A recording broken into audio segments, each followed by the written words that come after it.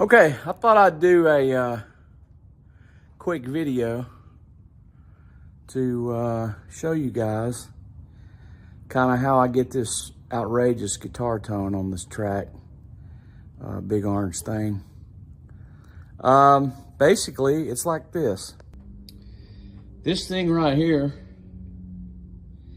is a big source of the sound.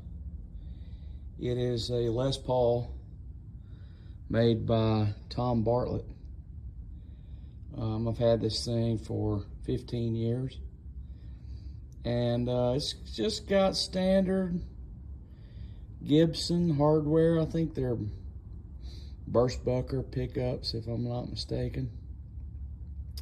It is an old growth mahogany, back and sides, one-piece body, flame top. It's got a Brazilian rosewood fretboard. Can't really tell by looking at it, but that's what it is. And so that's kind of the source of one of the rhythm tones. Another source of some of the rhythm tone on there is this Paisley Retro Vibe Telecaster that I built. It's got Lawler pickups in it. It's got a big neck on it, about an inch deep up there at the nut. Stays in tune really good. So that's an awesome piece. There's also a little twang on the guitar, that the guitar tracks are on there, that I used this Les Paul Jr. that I made, and it has a Lawler P90. This amplifier right here is a Mixon 100-watt plexi. It's also got a master volume built in on the back, a few other little bells and whistles, 100-watt.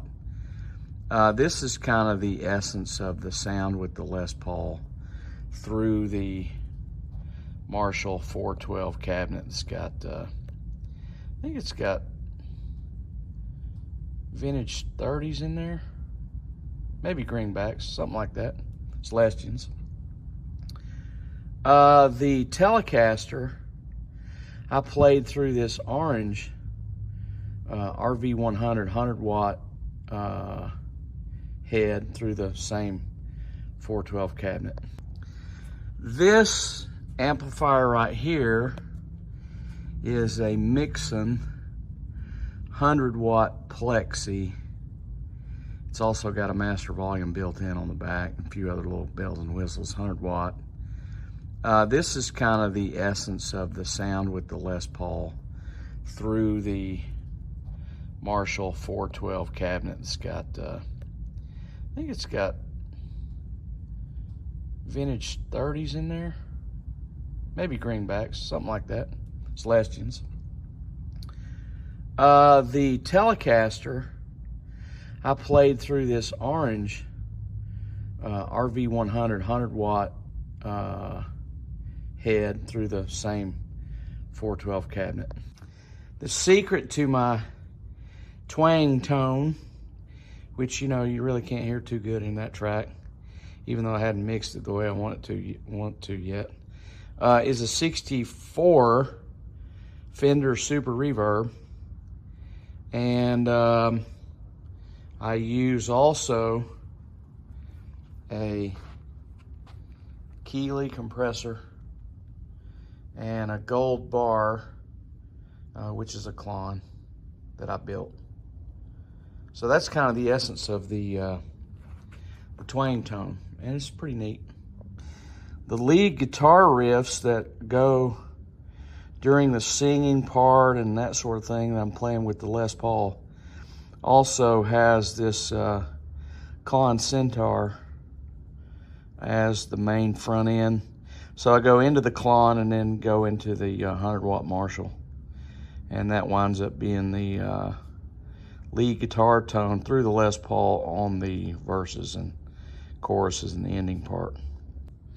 The lead guitar tone that I did, where I took out the John Ward broadcasting part and stuck a guitar solo in there for the performance video, I used the old 79 Strat You know, this guitar, unfortunately, you know, is really nasty. I would say that the strings on this guitar are probably 5 years old, something like that. You know, I don't really clean them too much. But the sound that I get out of the Strat on that lead guitar part is simply a Logic plug-in Marshall, and use a fuzz face model. So it's a modeling sound. I did it purely for convenience because it was easy. I would say the real secret to my tone are these right here.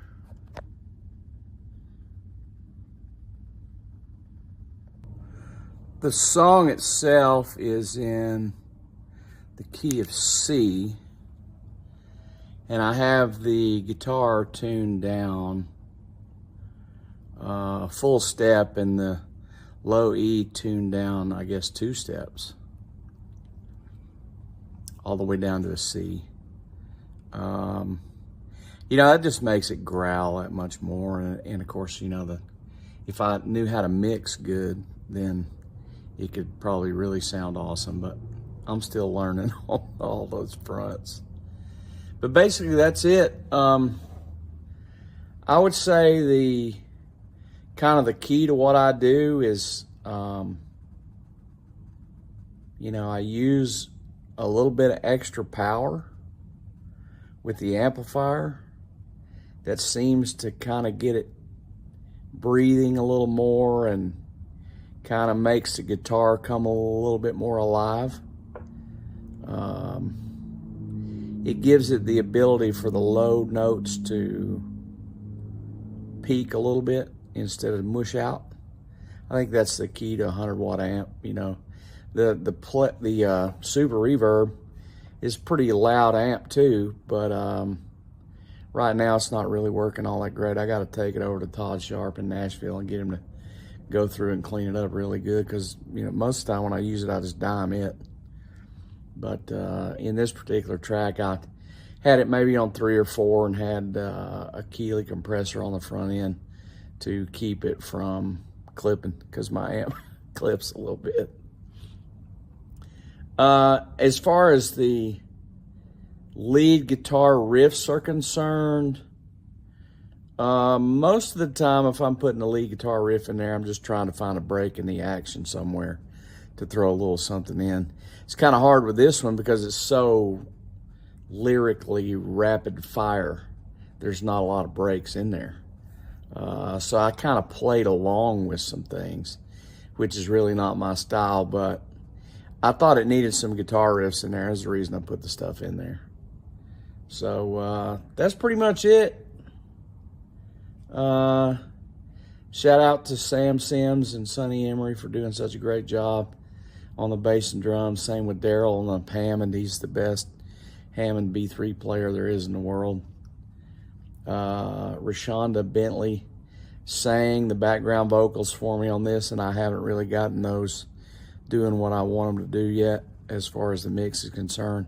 She's amazing, by the way. If you guys ever need somebody to help you with background vocals, Rashonda Bentley is an amazing singer. She can do anything. She's easy to work with. You know, it was just like so easy to work with her on this thing, and I think she wound up doing 16 parts, something like that.